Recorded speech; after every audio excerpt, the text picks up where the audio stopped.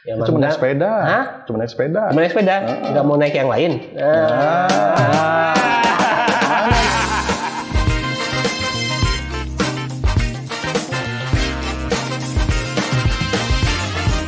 Assalamualaikum warahmatullahi wabarakatuh. Selamat datang di channel Nasihat Om. Wah, ketemu lagi nih. Sudah seminggu nonton. Nah, sekarang ada om-om baru. Bukan om-om baru, tapi om-om ini yang paling ditunggu episodenya sebenarnya sama para audiens yang di sana. Para netizen-netizen itu menunggu om-om yang ini. Nah, dia adalah seorang om-om yang panutan, sering olahraga. Kalau kami bilangnya sultan, sultannya om-om, dan juga punya banyak kisah dan juga inspirasi karena membina banyak tim dan bekerja sama dengan banyak orang lain. Jadi sekarang juga aktif dalam olahraga, semua cabang olahraga aktif, sepeda, olahraga bola, dan foto-fotonya bagus. Yang penting foto. Oke, kita sambut. Inilah dia, Om Bram. Halo Om Ang. Halo, Yes. Saya panggilnya Om Bram ya. Oh iya. Ya. Gini Om Ang, apa kabar? Alhamdulillah baik. Alhamdulillah. Om Bram, Aditya Bramantya Nitipan dulu. Aditya. Panjang ya namanya ya? Panggil Aditya Bramantya Nitipan dulu. Dipanggil Bram. Bram NP. Bram NP. Tapi ya sesuai dengan ininya lah. Ya mungkin kalau yang anak-anak 90-an ya jangan bikin Bram yang aneh-aneh ya. Ini Bram yang oke. Sering tuh begitu kalau misalnya panggil, oh Bram kok kayaknya kayak ya begitulah kira-kira. Kayak gitu. om-om banget. Soalnya namanya om-om sekali. Misalnya Adit itu kan kayaknya anaknya baik gitu ya. Iya. Baik dan memang anak baik gitu. Bram juga sebenarnya anak baik juga sebenarnya. Anak baik apa anak baik-baik nih? Anak baik-baik. Baik dan baik-baik berarti. Baik dan baik-baik. Baik dan baik-baik ya. Gimana kesibukannya apa nih? Ya saat ini sekarang lagi banyak di yang core-nya kan yang ini ya kerja ya seperti teman-teman yang lain. Dapat amanah wilayah di Jogja provinsi, kemudian ya sibuk berteman sekarang. Sibuk berteman. Teman dengan sibuk, wanita ya. apa teman dengan laki-laki? Semua. Iya, om supel ternyata. Semakin banyak teman, semakin banyak rezeki katanya. Amin. Gitu. Jadi kalau di channel Nasihat Om ini kita akan membahas tentang harta, Waduh. tahta, dan wanita. Dan kayaknya cocok sekali Ini tiga-tiganya ini. Kayaknya bahaya ini, kayak bahasan-bahasannya saya agak-agag ngeri-ngeri sedap kayak ini. Ya. Gak berani saya tanya Omang begini-begini nih. Ya tipe-tipe jurang dikit lah ya. Aman, yang penting kita sharing knowledge atau sharing pengalaman kita tentang hal tersebut ya. Kalau harta ya mungkin cara mengelolanya atau cara mendapatkannya ataupun hal-hal yang lain yang mungkin ada sesuatu yang pengen disampaikan, do dan don'ts-nya misalnya, atau kalau tahta itu tentang leadership bisa. Kalau wanita itu ya tentang wanita, tentang keluarga, pacar, teman wanita, wanitanya siapa gitu ya. Wanita pertama, wanita kedua, jadi bisa. Aduh, Mas Bram. Kalau Mas Bram itu kan, kalau kami kan julukannya Om Sultan. Waduh, enggak lah, biasa aja kali. Masa sih? Kalau dari semua hal yang Mas Bram itu kalau Om Bram ya, Om Bram tuh biasanya kalau sama saya tuh yang dilihat bukan price tag-nya dulu, merek dan cocok. Wah, benar nggak sih? Iya, jadi kalau saya tuh kadang-kadang gini Om Ang. Jadi kalau misalnya memang melihat sesuatu itu awalnya impulsif sebenarnya ya, bahaya juga sebenarnya buat ini ya, buat kebanyakan orang ya. Ketika kita tahu-tahu lagi jalan ngelihat, oh seneng nih, kemudian langsung beli gitu. Sebenarnya di satu sisi memang kadang-kadang bahaya gitu. Cuma kadang-kadang memang lebih baik saya menyesal membeli ketimbang saya menyesal nggak beli gitu. Waduh, ini sampai rumah kadang-kadang, waduh kenapa gue nggak beli itu yang tadi gitu kan. Kalau perasaan misal nggak beli itu kan bisa beli lagi. Iya, Bedanya karena gimana? kita bicara momentum ya. Bicara momentum, ya. Dan kadang-kadang juga saya sebenarnya ini cukup cepat untuk mengukur, wah ini mahal apa enggak nih, menurut saya gitu. Karena buat saya kadang-kadang mahal itu kalau kita sering. Mahal kalau sering. Nah, kalau kita misalnya, oh barang ini kayaknya gue bakal beli setahun sekali doang, atau mungkin gue kadang-kadang beli, kayaknya gue 5 tahun sekali nggak mungkin beli kayak gini lagi deh gitu kan. Dan gue juga nggak mungkin dalam setahun ke depan bakal datang ke tempat ini lagi gitu kan. Maka ya pas udah seneng, cocok, bayar gitu. Senang, cocok, bayar. Om sekali. Iya, kadang-kadang itu tadi kalau misalnya emang sering-sering gitu kan, wah kayaknya mungkin oh iya mahal lah karena memang sering gitu kan. Tapi kalau sekali-sekali itu ya kadang-kadang kita punya standar kemahalan yang berbeda gitu. Kayaknya ini om-om kesukaan para wanita ini. Karena tidak pernah melihat price tag. Kalau kalian mendapatkan om yang satu ini, surga. Iya, tapi memang enggak juga kalau misalnya memang pasnya, wah apa sih gitu, apa sih ini, ya udahlah, sebagus apapun, sewaw apapun ya nggak akan kebeli. Meskipun dia murah ya. Kalau udah pengen, ya udah, maksudnya pengen, udah. Kalau nggak butuh-butuh amat ya enggak gitu ya. Betul sekali. Gimana cara mengendalikan nafsu keuangannya? Nafsunya, misalnya kan kadang kan kalau kita pengen kan nggak mungkin kadang kan nggak mungkin langsung bisa gitu. Apalagi Om Bram itu impulsif gitu ya. Cara mengendalikannya gitu pernah? Saya harus gimana, puasa atau? Ya kadang-kadang emang nggak terkendali. Itu yang saya bilang bahaya itu di situ kadang-kadang. Cuma tadi kalau misalnya emang langsung, wah gue belum punya nih gitu. Wah gue kayaknya nggak mungkin lagi kesini dalam waktu dekat gitu. Wah kayaknya kapan lagi nih mumpung di sini gitu. Ya sudahlah gitu kan. Kalau seperti itu berarti ada cara khusus untuk mengendalikan keuangan kan, pasti ngelihat nih kantong kiri kantong kanan. Dan mungkin yang belum tahu ya, ini oke buat kalian, apalagi wanita-wanita di sana. Beliau ini masih single, happy, sultan. Nah, tuh kan impulsif. Nah, senang kalian, surga. Misalnya kalau mengendalikan hal-hal seperti misalnya, bukan paling kan pasti punya perencanaan kan dong, misalnya merencanakan. Jujur enggak? Kalian tolong ya, kalau yang mendapatkan Om Bram ini, tolong kalian belajar finansial. Bukan membantu ya, kalian yang akan mengelola semuanya kayaknya. Jujur enggak? Makanya kalau misalnya tadi bener tuh omongan tuh gitu. Bukannya butuh deh om yang bisa ngatur begitu-begituan gitu. Karena memang kadang-kadang ya jujur tadi memang bahayanya impulsif itu seperti itu. Cuma memang kontrolnya itu memang cepat gitu. Jadi oh gue belum punya nih, oh nggak usah deh, apa sih ini gitu. Kayak gitu-gitu doang.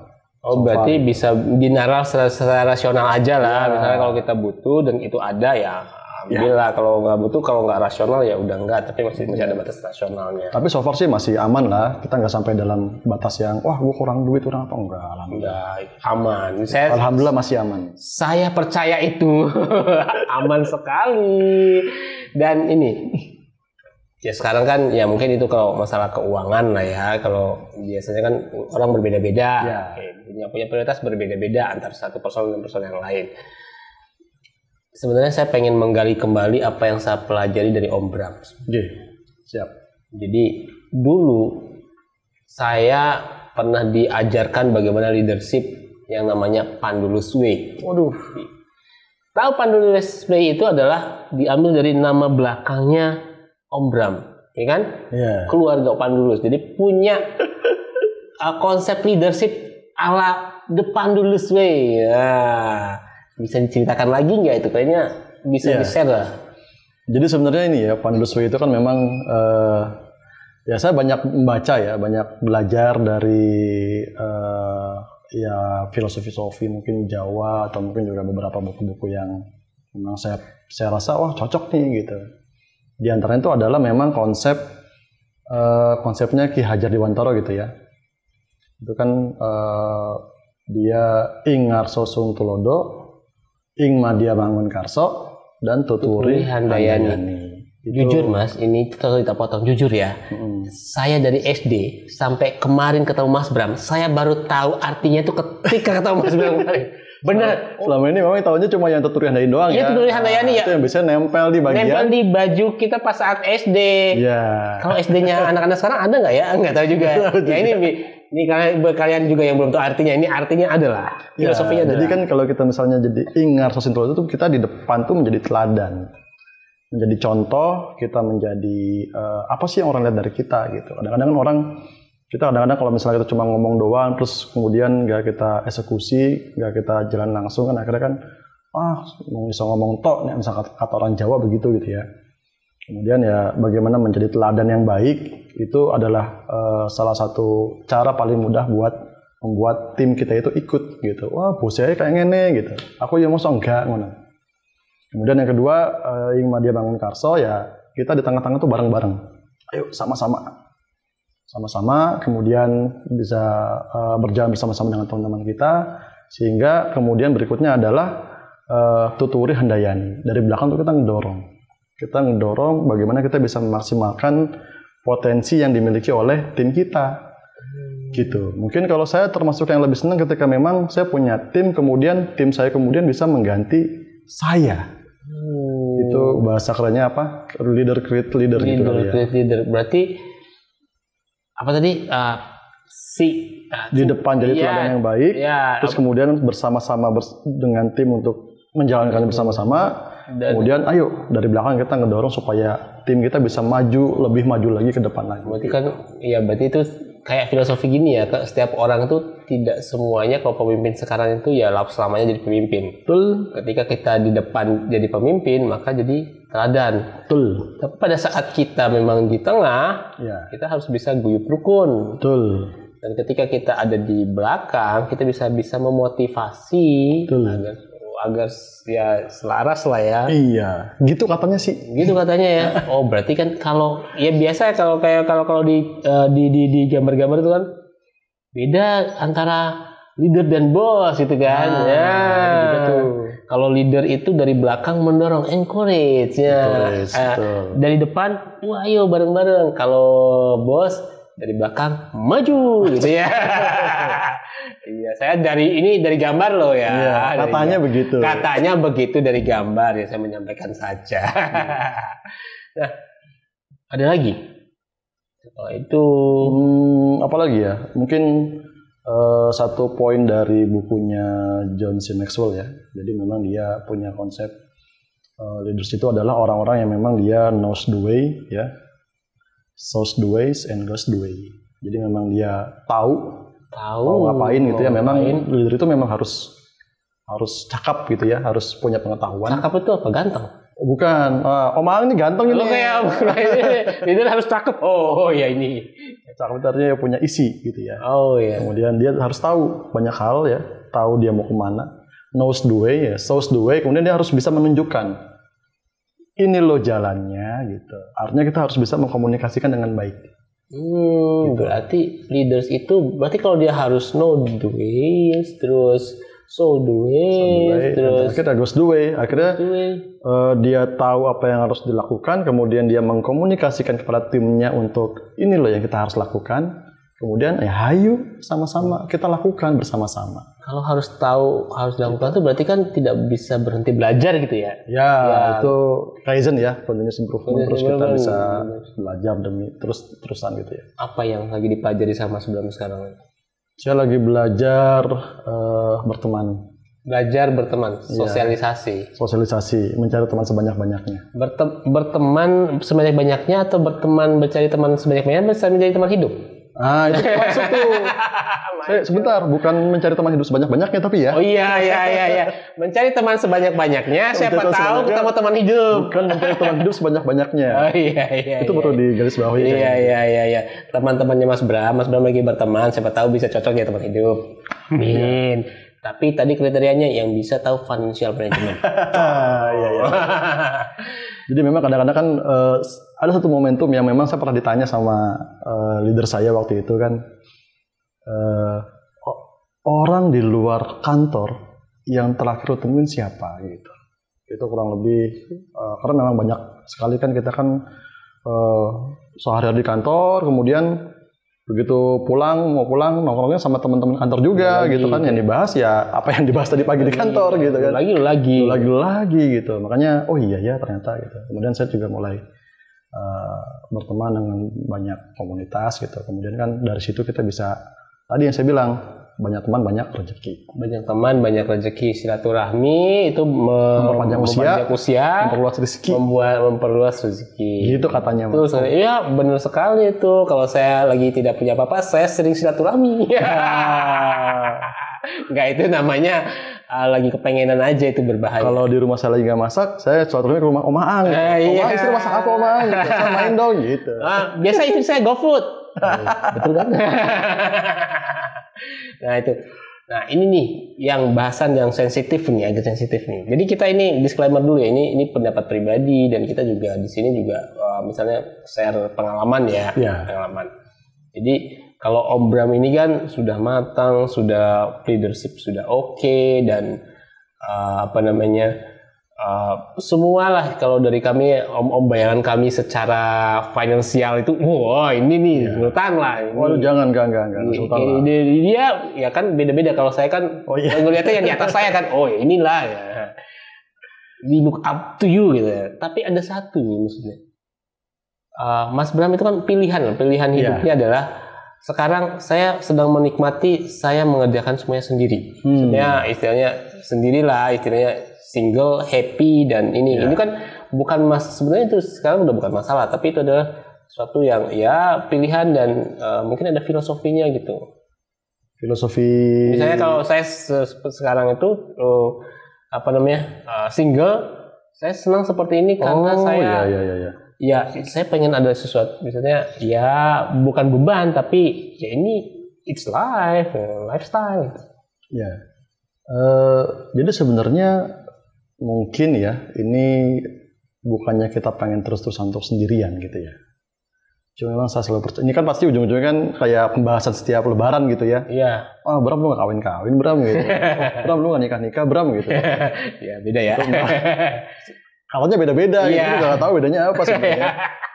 Terus jadi memang saya selalu percaya bahwa sebenarnya yang namanya rezeki, kemudian jodoh, kemudian maut itu akan datang tepat pada waktunya. Tidak terlambat dan tidak kecepatan. Gitu. Jadi kita hanya bisa berusaha kemudian berdoa gitu ya.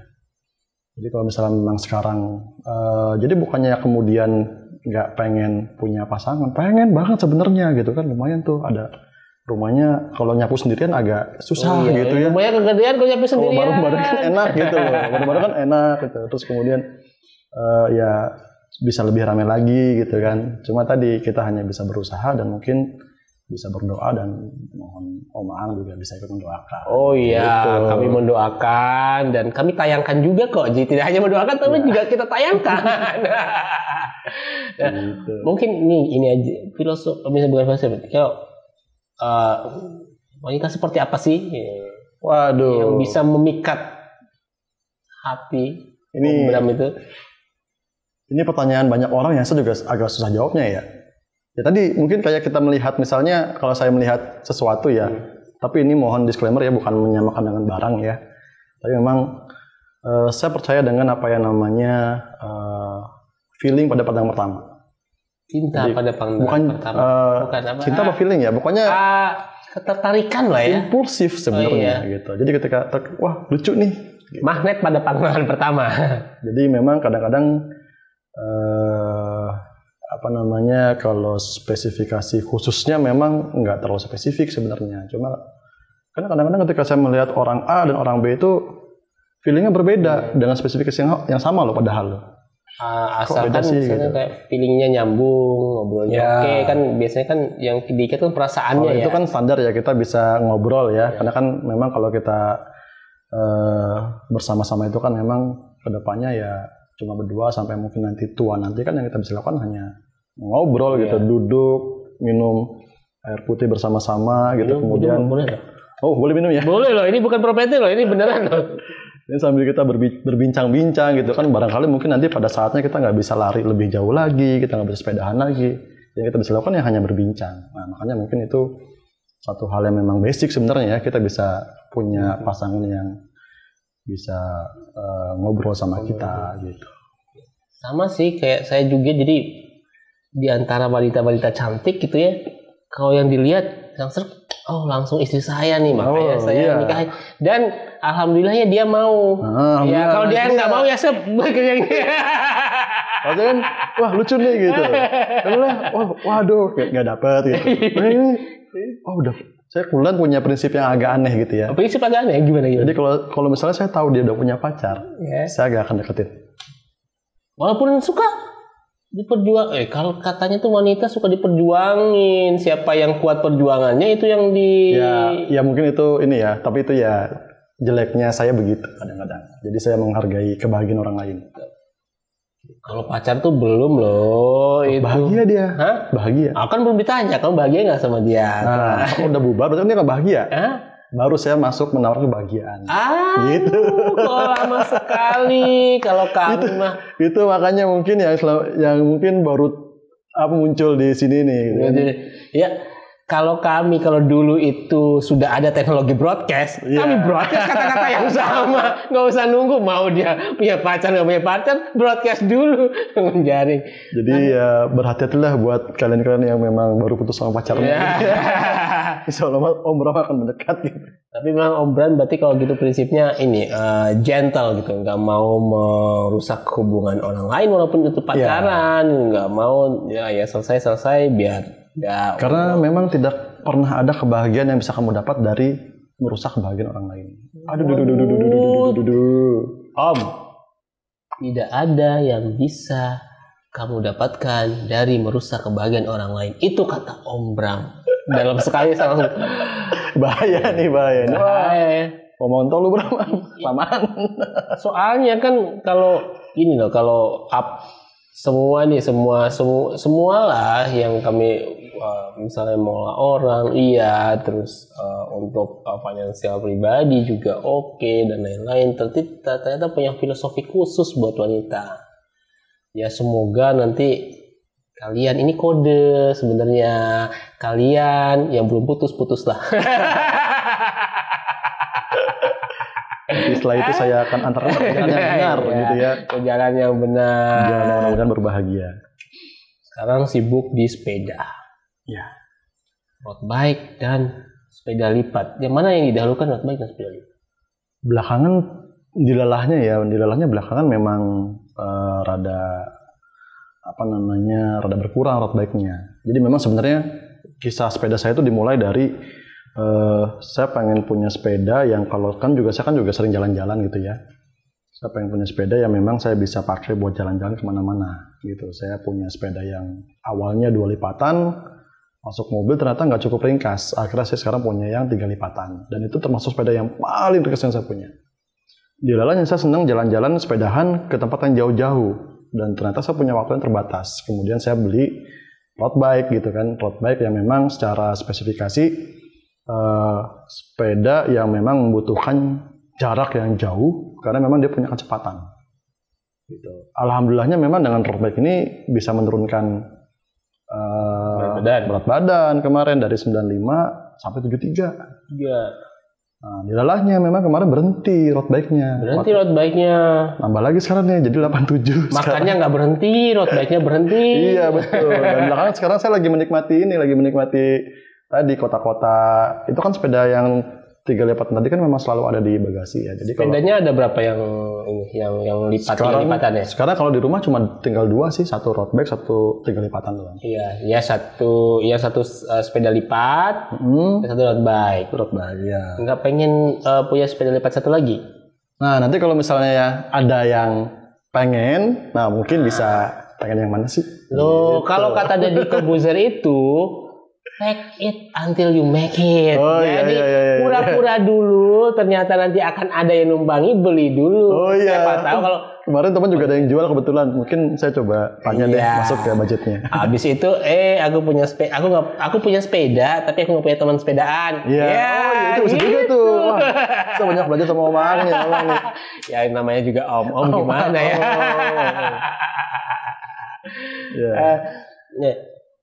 Sepedaan yang paling ekstrim yang pernah Om Bram lakukan?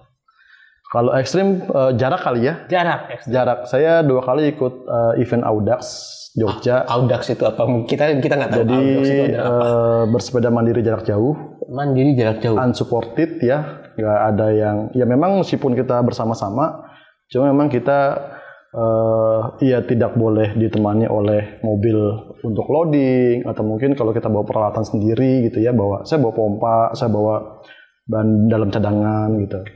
Itu harus sendiri. Tidak boleh misalnya aku berdua sama kamu gitu. Ya kalau dalam perjalanan sih boleh gitu kan. Cuma memang ya tadi kalau misalnya pun sebenarnya juga nggak ada yang akan memonitor langsung gitu ya. Ketika memang tengah jalan lagi nggak ada orang, kamu didorong pakai motor misalnya, itu kan nggak ada yang itu sih. Cuma balik lagi ke rasa sportivitas gitu. Ngapain sih saya ikut beginian kalau ujung-ujungnya kemudian didorongin orang gitu. Padahal kan tagnya kan adalah unsupported gitu. Jadi 2 kali, pertama sama-sama 200 km di Jogja. 200 km di Jogja. 200 km. Saya setahu saya Yogyakarta itu kalau keliling-keliling mungkin nggak sampai 200 km. Mungkin itu sampai ke Jawa Tengah ya? Kalau Jogja kemarin sampai Magelang aja sih. Magelang, kemudian sedikit bagian Klaten, Prambanan. Masuk Jogja lagi. Masuk Jogja lagi. 200 km naik sepeda. Saya yang pertama saya bayangkan adalah dengkul sih. Dengkul om-om itu gimana ya? Dengkul itu kopong Mas Bram. Kalau mungkin kalau Mas Bram single jadi dengkulnya masih oke. Tahu itu yang kalau kami sudah om-om gini, anak 3 dengkulnya juga ya berbahaya. Nah, tips buat teman-teman untuk bersepeda yang aman dulu nih. Yang pengen apa langsung jarak jauh atau langsung apa? Ya kebetulan saya juga bukan yang orang yang lama bersepeda gitu. Memang saya kan juga termasuk yang newbie ya. Jadi sejauh yang saya pahami memang ya kita paling nggak safety lengkap gitu ya. Helm, kemudian kalau terus lampu-lampu depan, lampu belakang gitu. Itu secara safety toolsnya harus lengkap. Kemudian ya paling enggak sebelum jalan selalu dicek-cek dulu gitu ya, sepedanya kempes apa enggak, kurang ternyata dipompa lagi gitu misalnya. Kemudian sesuai kemampuan aja. Sesuai kemampuan. Jadi enggak, harus 200 kilo nih gitu, jangan. Yang penting sepedaan capek berhenti makan. Jangan lagi capek berhenti makan lagi gitu. Ini pertanyaan terakhir tentang sepeda. Merek atau fungsi? Ini penting nih. Harga atau fungsi? Jadi saya termasuk yang memang, jadi ketika saya ini bicara sepeda road bike ya. Iya. Road bike itu saya bicara fungsi. Banyak teman-teman yang nanya ke saya, Bram, pengen ada tips nggak bla bla gitu kan? Saya sebut fungsi dulu, pegang fungsi dulu gitu. Karena dengan fungsi itu mending kita sudah bisa mendapat kepuasan gitu ya. Itu road bike waktu itu kan fungsi. Kemudian yang dilalahnya, saya memang sebelum pakai road bike saya pakai sepeda lipat yang lumayan. Ya. Tapi saya beli itu juga karena fungsi sebenarnya. Ya. Karena memang sepeda lipat yang menurut saya paling ringkas yang bisa saya bawa kemana-mana. Memang harganya lumayan. Iya. Sepeda. Kalau road bike itu fungsi, kalau sepeda lipat mahal gitu lah ya. Enggak, ketika masuk di road bike dengan fungsi yang ada, ketemulah brand yang murah waktu itu. Bukan murah ya, sebenarnya mahal juga, cuma relatif lebih murah ketimbang brand-brand yang lain. Muncullah, Bram, masa lu udah pakai Sally yang itu, road bike lu yang itu gitu. Waduh, ya udah. Saya naikin lagi brandnya. Dia mencocoknya. Jadi sebenarnya bisa ketahuan ya ada jawaban tadi ya. Jadi kalau fungsinya dulu. Ya gitu. Fungsinya dulu. Lalu brandnya ternyata ada brand yang bagus dan fungsinya sama. Upgrade brandnya. Jadi sama juga. Tapi ada ukurannya gitu. Kalau misalnya brandnya itu adalah brand yang kira-kira menurut saya tidak akan terlalu nafsu lagi buat naik. Tapi saya nggak akan malu untuk lihat yang bawah. Jadi memang ya middle. Ya kan juga kalau katanya orang kan laki-laki itu dilihat dari tumpaannya. Dari apa yang dia naikin. Cuma naik sepeda. Cuma naik sepeda. Nggak mau naik yang lain. Mana nih? Oke deh Om Bram, terima kasih banyak. Terima kasih banyak juga pada hari ini dan luar biasa momen yang bahagia bisa bercerita bersama Om Bram di sini. Tapi biasanya sebelum kita akhiri, ada nasihat Om dari Om Bram. Silakan. Nasihat Om dari Om Bram. Terserah mau nasihat apa aja buat mereka. Teman-teman semua, wah susah juga ya kalau disuruh nasihatin ya, karena memang terus terang saya lebih butuh banyak nasihat barangkali ya dari teman-teman semua. Cuma paling enggak saya sekarang lagi menikmati hidup dan mencoba untuk mensyukuri hidup gitu ya. Jadi sudah sampai level yang memang